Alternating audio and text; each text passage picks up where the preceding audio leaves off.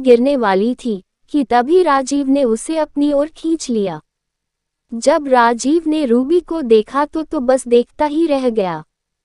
राजीव सब भूलकर रूबी में खो गया। आज रूबी की खूबसूरती कुछ ज्यादा ही बढ़ गई थी। तभी रूबी ने कहा, मुझे छोड़िए। रूबी की यह बात सुनकर राजीव होश में आ गया और उसने रूबी को खुद से दूर कर लिया।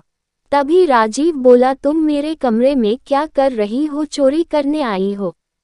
राजीव की यह बात सुनकर रूबी बोली, चोरी करने के बारे में अभी तक मैंने सोचा नहीं, लेकिन आपका प्लान बुरा नहीं है। ये कहते हुए रूबी वहां से जाने लगी। तभी राजीव ने कमरे का दरवाजा बंद कर दिया और रूबी के करीब आने लगा। राजीव को ऐसे अपने करीब बढ़ता देखकर रूबी ने कहा, यह आप क्या कर रहे हो और दरवाजा क्यों बंद कर लिया? वैसे आपके दिमाग में क्या चल रहा है? कहीं आप मेरा फायदा उठाने की तो नहीं सोच रहे? अगर ऐसा कुछ सोच रहे हो तो इसके आगे रूबी कुछ बोल पाती, उससे पहले राजीव ने उसके होठों पर उंगली रखते हुए कहा, और इसके आगे और कुछ कहना है तो मैं तुम्हें अभी डेमो दिखा देता हूँ जिसके बारे में तुम सोच रही हो। राजीव ने रूबी के बाल खोल दिए। रूबी जुड़ा बनाई थी। उसके अगले ही पल रूबी के बाल उसके कंधे से होते हुए कमर तक लहराने लगे।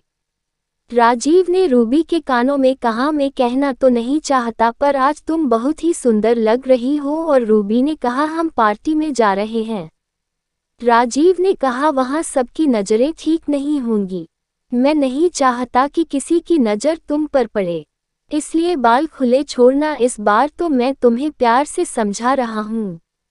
अगर तुमने बात नहीं मानी तो मैं तुम्हें कमरे में बंद करके चला जाऊंगा। रूबी को विश्वास ही नहीं हो रहा था कि राजीव ने अभी अभी उसे कम्प्लीमेंट दी थी। राजीव को इतना करीब देखकर रूबी का दिल जोरों से धड़कने लगा था।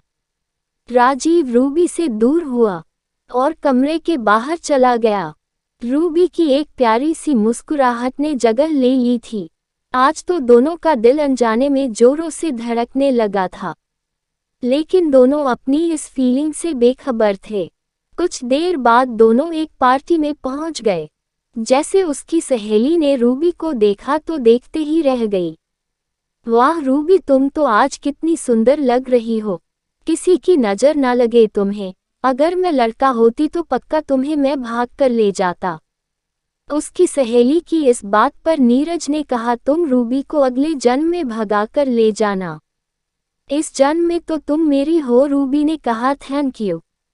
वैसे तुम भी कम सुंदर नहीं लग रही हो। अच्छा, अब चलो गीता गर्ल पार्टी एंजॉय करते हैं, नीरज ने दोनों से कहा और उन्हें अंदर ले गए। अंदर जाकर रूबी को अब आगे की कहानी आपको अगले भाग में मिलेगी।